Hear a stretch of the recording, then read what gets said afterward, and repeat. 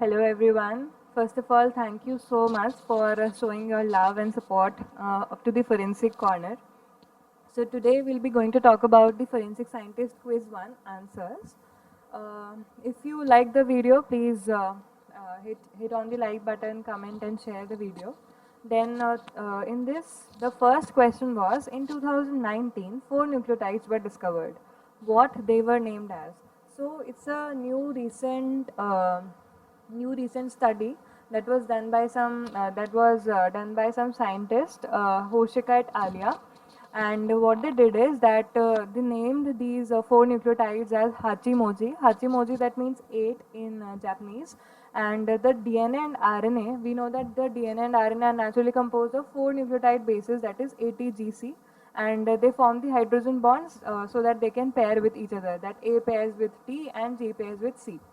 But in this study, they constructed a artificial DNA, and they synthesized 4 synthetic nucleotides to produce the 8-letter genetic code, and hence they called it as Hachimoji DNA. Okay, so the name is Hachimoji. The next is that the next question, the new body in the nucleosome is made up of how many base pairs? देखिए, तो जो new body होती है, new body, what is new body? First of all we have to know that what is a nucleosome, right? For knowing that, we have to know the nucleosome. So what is a nucleosome? That nucleosome is any complex of histones and DNA in the eukaryotic cells that is seen under the electron microscope as the bead-like bodies or the strings. Like we can see in the side in this structure that this is basically showing a histone, or this is basically a nucleosome. The nucleosome consists of the histone proteins. The histone proteins, this green one is basically the linker DNA. It is called as the linker DNA, that is made up of H1 protein. And while these gray color ball-like structure, it is showing that these are the histone proteins that consist of H2A, H2B, H3 and H4. So it has 2 H2A, 2 H2B, matlab 2 H3 and 2 H4. Okay, so these are basically the histones. Then the next is that which section relates to the codes presuming the existence of certain facts. देखिए, अगर अपन बात करें कि courts presuming existence of certain facts, so the answer is section 114 of IEA. It deals with courts presuming the existence of certain facts. That means कि courts ऐसे के ऐसे ही कुछ फैक्ट्स को प्रिज्यूम कर लेते हैं, like it's presumed, like it's imaginable कि भाई नेचुरल डिजास्टर्स में क्या हो सकता है, क्या नहीं हो सकता है. So that is presumable. Okay. Then the first section is section 114 of CRPC. 114A of CRPC ये बात करता है, it deals with a copy of order to accompany summons or warrant. Then section 204 of IPC, it basically deals with the destruction of document or electronic record. कोई भी अगर कोई भी electronic record को या फिर डॉक्यूमेंट को मतलब डिस्ट्रॉय करने की कोशिश करता है, जो कि कोर्ट में एक एविडेंस के रूप में प्रेजेंट करा जा सकता है, तो उस बंदे को या उस बंदी को मतलब एक फाइन हो सकता है और उसकी जेल हो सकती है 2 साल तक, या फिर दोनों चीज़ें हो सकती है उसके साथ. So section 114 of IEA we have discussed, and section 320 of IEA it basically deals with ये कोई section होता ही नहीं है. Section 320 of IEA is not possible because total sections in IEA are basically 167. So there's a summary of all these sections or the parts that can be there in the constitution. Like there are 22 parts. IPC में हमारे 511 sections होते हैं total, और CrPC में 484 sections total होते हैं, and Indian evidence act में 167 sections होते हैं. The next question we had that is match the following. तो मैच द फॉलोइंग में आपको ये करना था कि स्ट्रैटम जर्मिनेटिवम. तो हमें पता है कि स्ट्रैटम जर्मिनेटिवम जो मतलब सबसे नीचे वाली लेयर होती है, दैट इज बसेल लेयर, जिसको बोलते हैं basal layer, that is also called as stratum germinativum. तो स्ट्रैटम जर्मिनेटिवम में मिलानोसाइट्स मिले जाते हैं. सो ए का answer will be C. Then we have stratum granulosum. So this stratum granulosum it consists of the keratin proteins. मतलब यहाँ पे हमें मिलते हैं keratin proteins. Then we have stratum lucidum. Stratum lucidum it basically consists of the eledin proteins, and these eledin proteins are basically rich in lipids. Okay, so these proteins, and they have a crystal clear like appearance to the skin. Then we have hypodermis. Hypodermis हमें पता है कि epidermis, dermis और सबसे नीचे आती है hypodermis. तो hypodermis में subcutaneous fat होता है. Subcutaneous fat, that is adipose tissue. It is consisting of the adipose tissue, and this adipose tissue it is basically helping in the cushioning. मतलब cushion, it acts as a cushion, and it also protects the bones and muscles, okay, from the damage. So that is it works. Then the fifth question was that which of the following statements are true? इनमें से कौन सा statement सही है? First statement था कि जो heat ruptures होते हैं, heat ruptures are similar to ante mortem wounds. ये वाला एकदम स्टेटमेंट गलत है, बिकॉज जो हीट रप्चर्स होते हैं, हीट रप्चर्स तब बनते हैं कि जब there is a severe burning case in the fleshy area, जैसे काव्स वगैरह के इन सारे रीजन में ये सारे बर्न्स आते हैं, हीट रप्चर्स। और यहाँ पे कोई भी ब्लीडिंग का या ऐसा कुछ साइन नहीं होता है, ठीक है। And basically they are charred in appearance, मतलब दे आर जले हुए, जले जले अपीयरेंस वाले होते हैं हीट रप्चर्स। एंड यहाँ पे एब्सेंस ऑफ ब्लड क्लॉट होता है, infiltration, it is very very spurious in nature. तो ये होते हैं heat ruptures. Ante mortem wounds are just opposite of the heat ruptures, ठीक है। सो एंटी मॉर्टम नाम से क्लियर हो रहा है कि जो वूंड्स हैं ये मतलब बिफोर डेथ, बंदे के डेथ के पहले बने होंगे ये वाले वूंड्स हैं, ठीक है। Then we have next is that, और यहाँ पे हीलिंग साइंस वगैरह ये सब प्रेजेंट होंगे एंटी मॉर्टम वूंड्स में। तो नेक्स्ट वाला जो स्टेटमेंट है वो बोल रहा है कि boxer's attitude is due to the coagulation of muscle proteins. Yes, the boxer's attitude is due to the coagulation of muscle proteins, and it is seen when जब heating, जब बहुत ज़्यादा बंदे की heating हो जाती है, चार्ड appearance, इन सब टाइम पर ही हम बॉक्सर्स एटीट्यूड देखते हैं। और यहाँ पे क्या होता है बेसिकली, होता क्यों है, क्योंकि जो एक्टिन और मायोसिन प्रोटीन हो जाते हैं वो एकदम कॉन्ट्रैक्ट हो जाते हैं and there reversible, and there is no, मतलब इनका रिवर्सल वापस पॉसिबल नहीं होता। सो इसीलिए बॉक्सर्स एटीट्यूड इसीलिए होता है। Next is that ventricular fibrillation is responsible for causing death due to electrocution.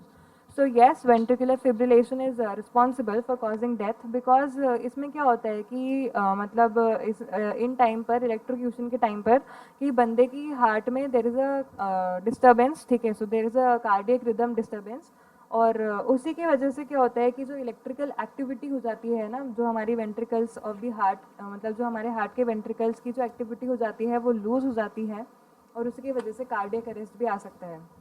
Next is that the calcium gluconate gel that is use to treat the phenolic acid spilled on a body, ये wrong है, ये wrong statement है, क्योंकि calcium gluconate gel is basically use for treating the hydrofluoric acid burns, और phenolic acid के लिए हम polyethylene glycol gel का यूज़ करते हैं, ठीक है। तो इसीलिए ये वाला स्टेटमेंट भी गलत है। तो the answer becomes third, that is B and C are correct. Next is that next statement. The next question is that which of the following compound is used as a stabilizer in the smokeless powder? ये mostly लोगों ने सही करा था। ये stabilizer in the smokeless powder is basically DPA, that is diphenylamine. We know that. Next is that with what is the meaning of pending death. देखिए pending death क्या होता है कि मतलब दैट इज ऐसी डेथ जो वेट कर रही है, that is waiting on for more evidence या फिर analysis that one can determine, कि वन कैन एकदम कंक्लूड कर सके कि ये मर्डर है, सुसाइड है, what is the point going on. Next is like the other options in this question are that it is used as a classification when information available is not pointing towards a specific conclusion. तो इसका क्या मतलब हुआ कि जब कि मतलब अगर जो भी आपके पास एविडेंसेस है, ठीक है, वो कोई भी एक कंक्लूजन के लिए पॉइंट नहीं कर रहे, so that means it is a inconclusive death. Okay, so ये इनकंक्लूसिव डेथ के लिए हो गया। रिजल्ट फ्रॉम इंजरी और पॉइजनिंग। सो इंजरी और पॉइजनिंग का क्या हो सकता है कि it can be a suicide और it can be homicide, and that depends on the intent of the person.